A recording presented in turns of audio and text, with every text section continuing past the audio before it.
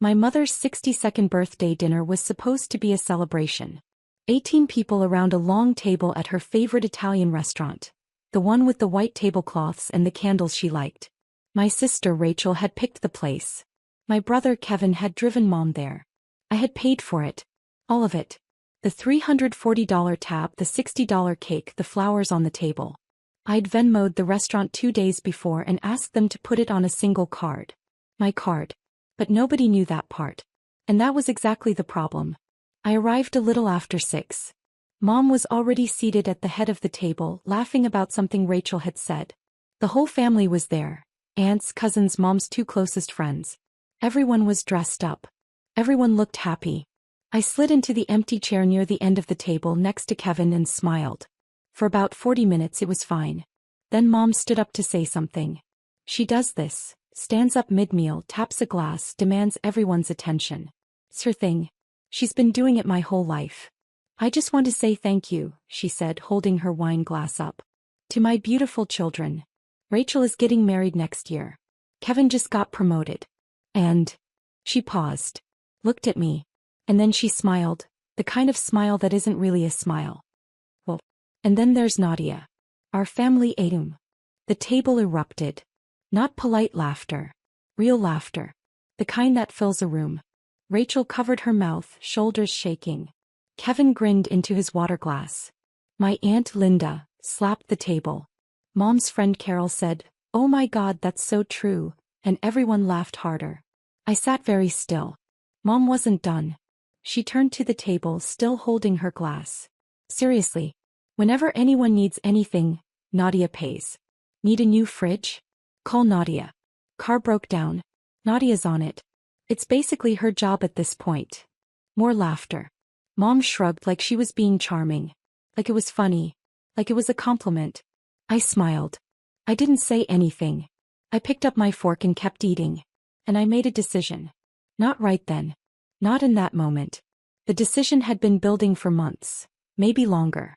But sitting there watching my mother use me as a punchline in front of 18 people, watching no one defend me, watching the woman I'd spent 4 years financially keeping afloat laugh at the fact that she'd been doing it, something inside me went very, very quiet. Not angry. Not loud. So, like a switch flipping off. I finished my dinner. I stayed until dessert. I said happy birthday to my mother, hugged her and left at 8:15. I drove home in silence. And that night at 9:47 p.m. I opened my laptop, logged into every account and began. I need to take you back. Because this didn't happen overnight. This was 4 years in the making. My dad died in February of 2020. Heart attack. He was 63. It was fast. One morning he was fine, that afternoon he was gone. Mom called me from the hospital and I drove there and sat with her in a white plastic chair and neither of us said much. That's how grief works sometimes. You don't have words. You just sit. Dad had been the one managing the finances. Not because Mom couldn't, she's not unintelligent, but because he just always had. He paid the bills. He handled the mortgage. He kept track of everything in a little notebook he stored in the kitchen drawer. When he died, that notebook was the only record anyone had. Within 2 weeks, Mom called me in a panic. Nadia, I don't know what's due when. I don't know what the passwords are. I can't figure any of this out. I was 29. I just finished my master's in finance. I was working as a junior analyst at a firm downtown, making $72,000 a year. It wasn't a lot. But I knew numbers. I knew how to organize things. And she was my mother and she was grieving and I loved her. So I said yes. Just for a few months, I told her. Until you get on your feet. That was 4 years ago. The first few months it made sense. Mom was devastated. She could barely get out of bed some days. Someone needed to make sure the mortgage got paid, the electric bill didn't get shut off, the groceries showed up. I set up autopays. I linked her accounts to mine. I created a spreadsheet because of course I did, and tracked every single dollar going out the door. Here is what that spreadsheet looked like in those early months. Mom's mortgage. $1,450 a month. Utilities, electric, gas, water combined, $520. Groceries and household supplies, $480. Mom's car insurance and payment, $390. Internet and cable, $160. Mom's credit card minimum payments, $750. That's $3,750 a month. Before emergencies. And there were always emergencies. The water heater broke in March. $1,200. The fridge stopped working in May. $900 for a replacement. Kevin's car needed new brakes in June. And somehow that became my problem too because he lived at Mom's house and used her car half the time anyway. $340. By the end of the first year, I'd spent $51,000 on my mother's household. $51,000. In 12 months. On a salary that had just recently been bumped to $78,000. I was living in a studio apartment. I ate ramen 3 nights a week. I didn't go out. I didn't buy new clothes. I didn't have a vacation in over a year. Every paycheck after taxes I looked at the numbers and I did the math and I transferred what needed to be transferred. And I told myself it was temporary. I told myself Mom would figure it out. I told myself this is what family does. But Mom didn't figure it out. Because she didn't need to. I was handling it. By the second year the pattern was set in stone. Mom had stopped asking what things cost. She just spent. Groceries came from the expensive store now. The one with the organic everything and the fancy cheeses. The electric bill crept up because she kept the heat at 74 degrees in winter and the AC blasting in summer. Rachel moved back home for 6 months between apartments, and Mom added her phone bill to the pile without asking me, $85 a month just quietly added. And then there was Rachel's engagement. Rachel got engaged in the spring of my 3rd year paying for Mom's life. Her fiancé Marcus is a good guy. But the engagement party? That was all Mom. And Mom had opinions about what it should look like. We need to rent out the garden at Rosewood, Mom told me over the phone one evening in April. It's only $2,800. Only $2,800. I didn't say anything. I just transferred the money. The dress Mom bought for the party, $640. The flowers, $380. The invitations, actual paper, calligraphed, mailed, $220. All of it came from me. Rachel didn't know. Kevin didn't know. Mom just called, told me the amount and I paid it. Every single time. Kevin wasn't innocent either, but he was a smaller drain. He lived at Mom's, ate Mom's food, used Mom's gas money. He asked for cash sometimes, just to get through the week. And Mom would call me and say, Kevin needs $200, can you wire it? And I would. Because what else was I supposed to do? Say no to my brother while my mother guilt me silently on the other end of the line? I kept the spreadsheet updated. Every month. Every transaction. Every receipt. By the end of year 2 the total was $109,000. By the end of year 3, it was $163,000. And through all of it, no one in my family once asked me how I was doing. Not once did Mom say, Nadia, this is a lot. Are you okay? Not once did Rachel say, hey, Mom says you've been covering things. That's a lot of money. Not once did Kevin look at me and say thank you. The closest I ever came to bringing it up was once about 2 years in. Mom and I were on the phone and I said casually, Mom, have you thought about maybe contributing a little more to the household? Maybe picking up some of the grocery costs. There was a pause. Nadia, she said. I'm a widow. I don't have income. You know that. She did have income. Dad's pension paid her $2,400 a month. She also had $40,000 in savings that she'd had for over a year and never touched. I didn't bring it up again. Here's the part nobody in my family knew. I got promoted. Twice. The first promotion came at the end of year 1, right when I was deep into paying for everything. Senior analyst. My salary jumped to $108,000. I didn't tell Mom. I didn't tell anyone. Not because I was ashamed. Because I knew exactly what would happen if I did. The requests would get bigger. The emergencies would increase. The expectations would double. I'd watched it happen before. Once early on I casually mentioned I'd gotten a small bonus at work.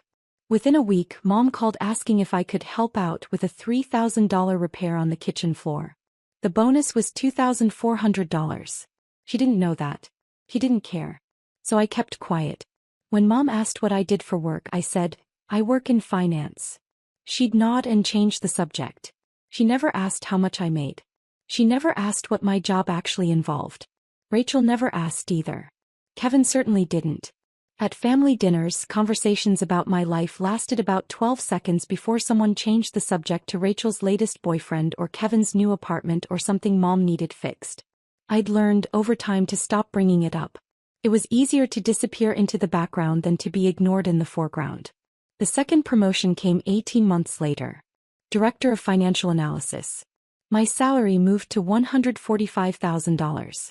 My apartment stayed the same, a small one-bedroom in a quiet part of the city. I drove a 2019 Honda Civic with 67,000 miles on it. I wore the same clothes to work that I'd worn for years. I looked to anyone paying attention like someone who was just getting by. Nobody was paying attention. I had savings too.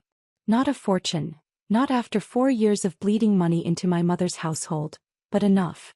A retirement account that I'd been quietly building since my mid-20s. A small investment portfolio.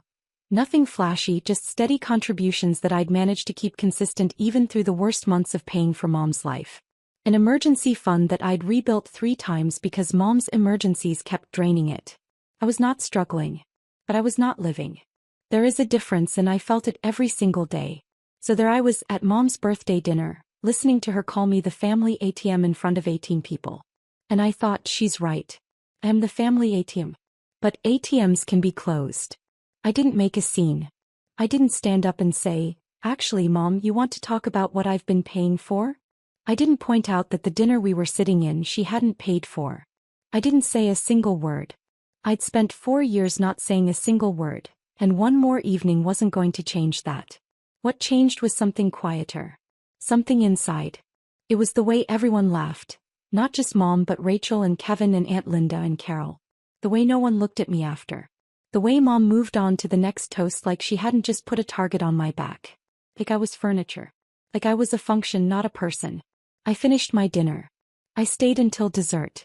I said happy birthday to my mother, hugged her and left at 8:15. I drove home in silence. And that night at 9:47 p.m. I opened my laptop, logged into every account and began. First I logged into Venmo and changed my password. Then Zelle. Then PayPal. I went into my bank's app and removed Mom's account from my linked transfers.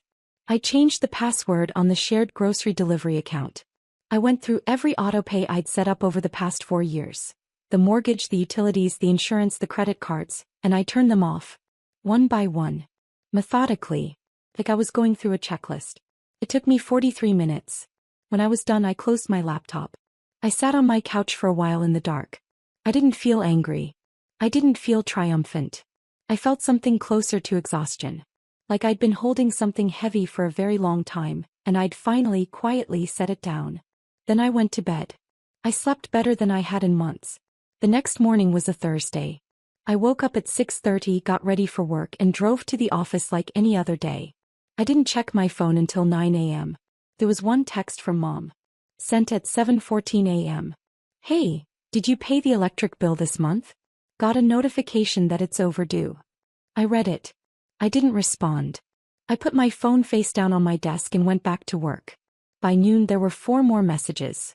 Nadia. Hello. The grocery delivery app says the card was declined. What's going on? Can you call me?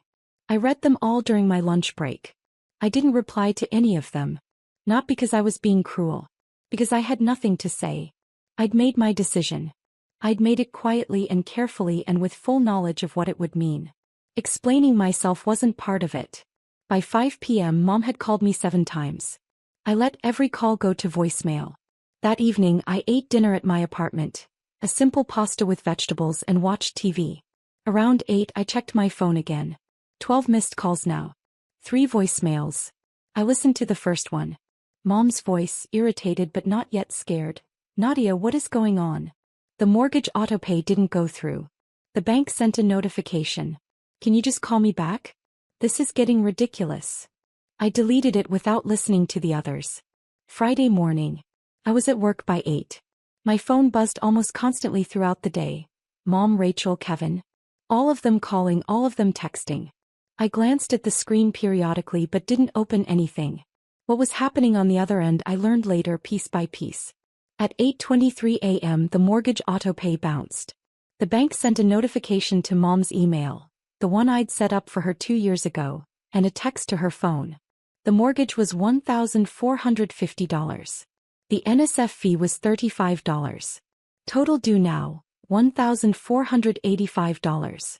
At 10:15 a.m., Mom tried to use the debit card linked to the account I'd been funding to buy groceries at the store down the street. Card declined. She stood in the checkout line with a cart full of food and had to put it all back. At 11:40 a.m., Kevin tried to put gas in Mom's car. Card declined at the pump. By 1 p.m. Rachel was texting me in all caps. "What is going on? Mom is freaking out." I didn't respond. By the end of Friday, Mom had called me 31 times. 31 times in one day. I know because I counted later when I went through the call log. The voicemails shifted in tone as the day went on. The first ones were annoyed. "Just fix this, Nadia." The ones in the afternoon were confused. "I don't understand what's happening." The last voicemail, left at 9:58 p.m., was the first one where Mom's voice sounded uncertain. "Nadia, what did you do Saturday?" "I slept in. I made coffee. I sat by the window with a book and enjoyed the quiet of my apartment. The quiet I never got to enjoy because there was always a call, always a request, always something that needed fixing." At 6:47 a.m. the heat in Mom's house shut off. It was February. The outside temperature that morning was 28 degrees. Inside Mom's house, without the furnace running, the temperature started to drop almost immediately. By 10 a.m. it was down to 52. By noon it was 44 degrees in the living room. Mom called me at 7 a.m. Then at 7:15. Then at 7:30. Rachel called at 8. Kevin called at 8:45. The first time he'd called me in weeks. By 10 a.m. the messages were different. "Rachel, Nadia, the heat is off. It's freezing in here. Mom is crying." "Kevin, dude, what is happening? Seriously. Mom, please. The heat is off. So cold. Please just fix this." I read every single message. I sat with my coffee and I read them and I felt not much. A small, sharp ache somewhere behind my ribs. The part of me that still loved my mother, that still remembered who she was before the grief turned her into someone who took and never once looked up to see what it was costing. But underneath that ache was something firmer. Something that said, "This is what you chose. This is what it looks like." I did not respond. By the end of Saturday, by the time I went to bed at 10 p.m., Mom had called me 80 times. 80 times in 3 days. I know the exact number because Rachel texted it to me at 11 p.m., in a message that read, "Mom has called you 80 times. 80. Please, Nadia. Just talk to her." I turned off my phone and went to sleep. Sunday morning. I was making breakfast when I heard a knock at my door. It was Rachel. She was wearing a heavy coat and a scarf, and her nose was red from the cold. She looked like she hadn't slept. When I opened the door, she stood there for a second looking at me, really looking at me, maybe for the first time in a long while. Then she looked past me into my apartment. It's a small place. 1 bedroom, a kitchenette, a living room that doubles as a dining room. The furniture is simple. No artwork on the walls. A single bookshelf half full. The kitchen counter had my coffee mug, a toaster, and a bowl of apples. That was it. Rachel stepped inside slowly. She turned in a small circle, taking it all in. Her engagement ring. The one Mom had made a huge deal about, the one I'd quietly helped Marcus pick out without him knowing, caught the light from the window. "This is where you live," she said. Quietly. Like she was hearing herself say it for the first time. "Yeah," I said. "You want coffee?" She didn't answer. She was still looking around. At the worn couch. The second-hand bookshelf. The small TV. The shoes lined up neatly by the door. 2 pairs. The closet half open, showing a row of simple clothes. "Nadia," Rachel said. She turned to face me. Her eyes were filling up. "How long have you been paying for Mom's house?" I poured her a cup of coffee and handed it to her. "Sit down," I said. She sat. And I told her. Not everything, not every single number, not every single bill. But enough. I told her about the spreadsheet. I told her about the mortgage and the utilities and the groceries and the car payments. I told her about Kevin's breaks and Mom's credit cards and the engagement party flowers and the calligraphed invitations. I told her the total. $187,000, I said. Over 4 years. That's what the bank confirmed. Rachel didn't say anything for a long time. She held her coffee cup in both hands and stared at the table. Her face went through several things: confusion, disbelief, and then something that looked a lot like shame. She didn't. Rachel started. No, I said. She didn't know how much. Or she didn't want to know. Either way. And you never said anything? When would I have said something, Rachel? Every time I tried, she made me feel guilty for asking. I'm a widow. I don't have income. She has Dad's pension. She has savings. He just never had to use them. Because I was covering everything. Rachel set her coffee down. She pressed her hands against her face. Oh my God, she whispered. We sat in silence for a while after that. The morning light moved across the kitchen floor. Outside, a car passed. Somewhere down the hall, a neighbor's dog barked. What do you want me to do? Rachel finally asked. Nothing, I said. I don't want you to do anything. I just want her to understand what's been happening. And I want her to figure it out. Rachel nodded slowly. She looked at me, really looked, and something in her expression shifted. Not pity. Something more complicated than that. I'm sorry, she said. I'm so sorry, Nadia. I had no idea. I know, I said. That's part of the problem. On Monday morning, Mom called the bank. She'd been calling me all weekend, 80 times by Saturday night, and another 40 by Sunday evening. I hadn't answered once. So on Monday, desperate, she called the bank directly. She wanted to know why the payments had stopped. She wanted to know what was wrong with the account. The bank manager, a woman named Sandra, was professional and calm. She pulled up the account history. She looked at the transaction records. And then she told Mom exactly what she saw. Mom called Rachel after that. Rachel called me. The bank manager told Mom everything, Rachel said. Her voice was steady, but I could hear something underneath it. A kind of quiet fury. Not at me, Mom. Every transfer. Every autopay. 5 years of records.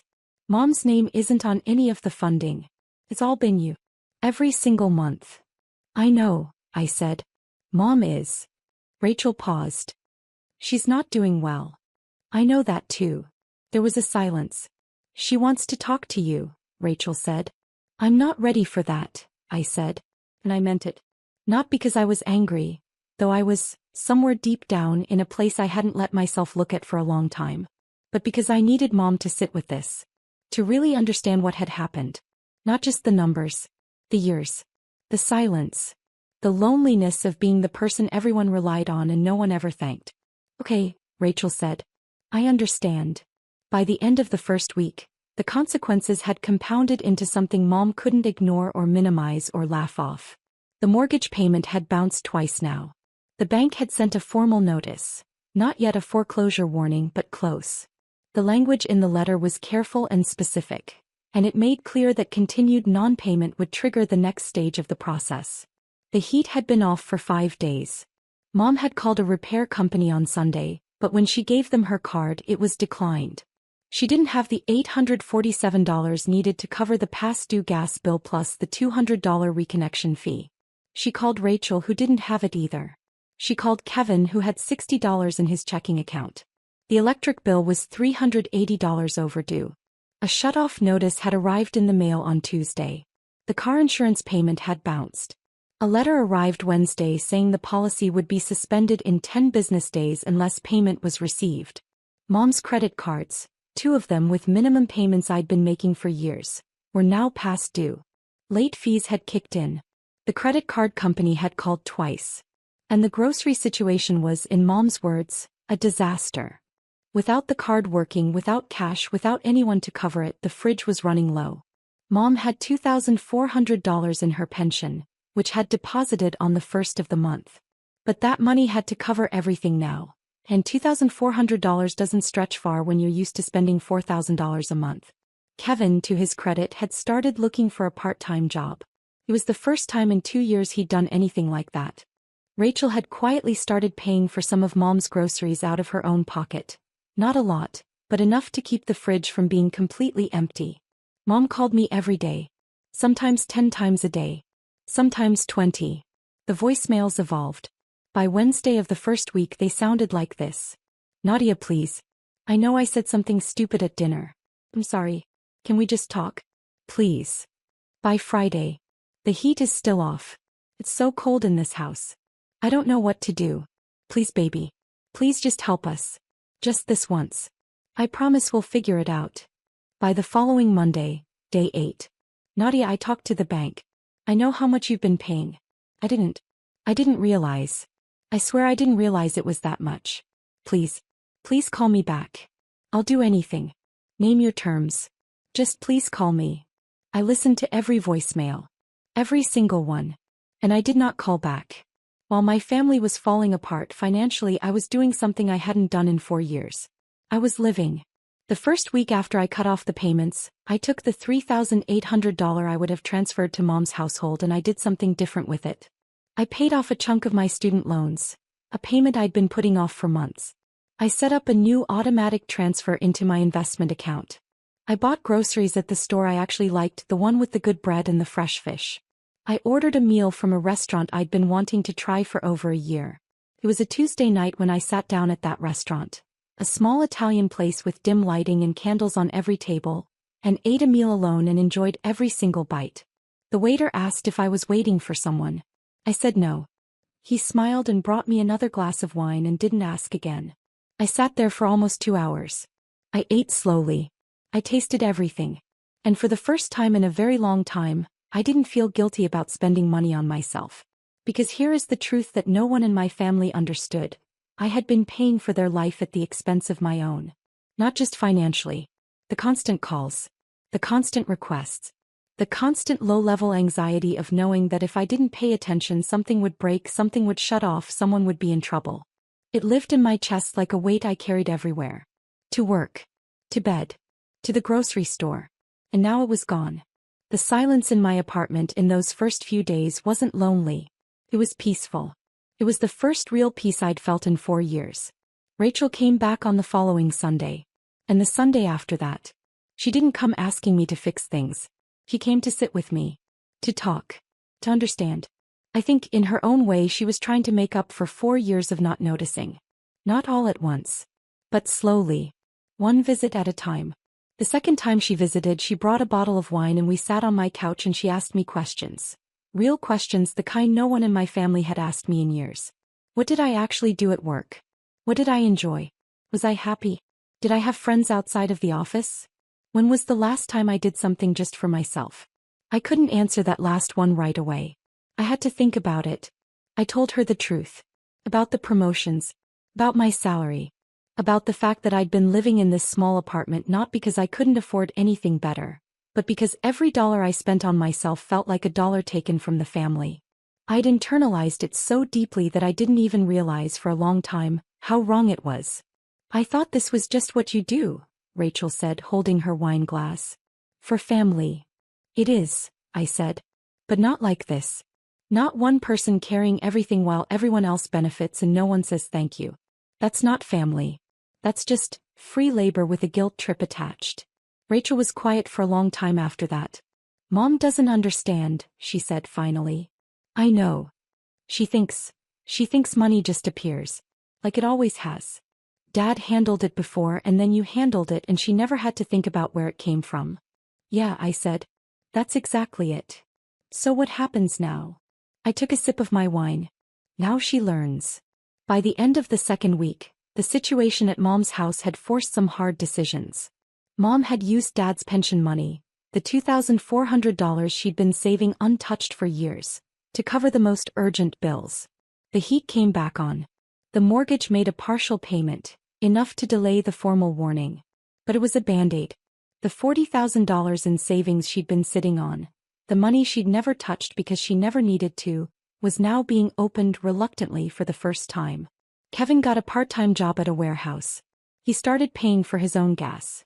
Mom sat down with Rachel and for the first time in years actually looked at a budget. A real one. Not the fantasy version she'd been living on, where money materialized whenever she needed it. The real numbers. What came in. What went out.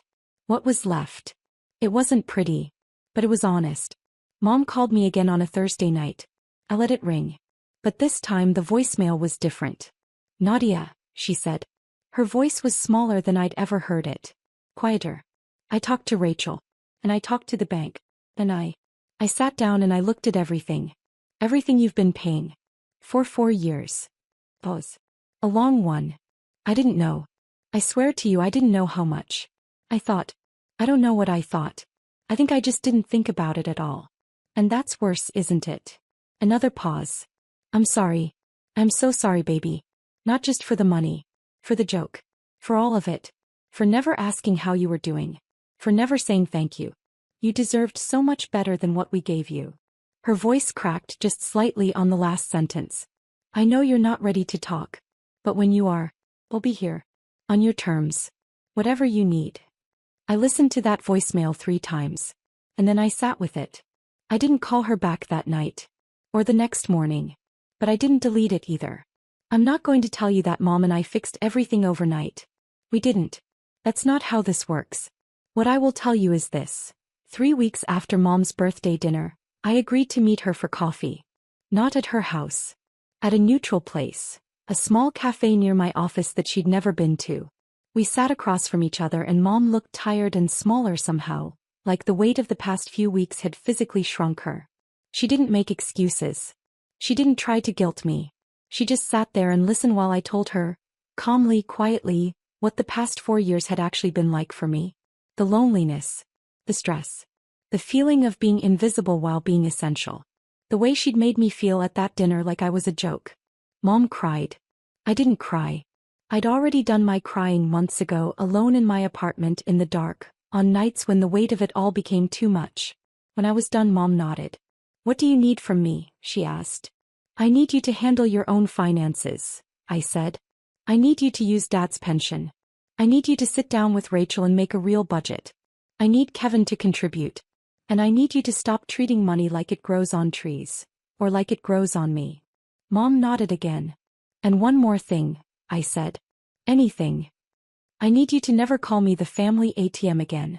Not as a joke. Not as anything. Because I'm not. I'm your daughter. And I deserve to be treated like one. Mom reached across the table and took my hand. Her eyes were red. Her grip was tight. I know, she said. I know that now. It's been 2 months since that dinner. Mom's household runs differently now. She pays her own mortgage, on time from her pension and savings. Rachel contributes to groceries and utilities. Kevin pays his own expenses. The budget is tight and it's a real adjustment, but it's honest. No one is drowning. No one is pretending. Mom calls me on Sundays now. Not 80 times. Once. We talk for about 20 minutes. She asks how I'm doing, actually asks and actually listens to the answer. Phew. It's a start. I moved to a new apartment last month. A 1-bedroom in a better building with bigger windows and a kitchen I actually like cooking in. I bought new furniture. I bought a painting for the wall, something bright and warm that I picked out myself just because I liked it. I still drive the Honda Civic. Some habits take a while to change. But here is what I want you to understand if you've read this far. I didn't do what I did to punish my mother. I didn't do it out of spite or anger or revenge. I did it because I'd spent 4 years making myself smaller so that everyone else in my family could stay comfortable. And at some point, at a dinner table with a glass of wine in her hand, laughing at me in front of 18 people, my mother accidentally showed me exactly how small I'd become. So I stopped being small. And for the first time in 4 years I started taking care of the one person who needed it most. Me.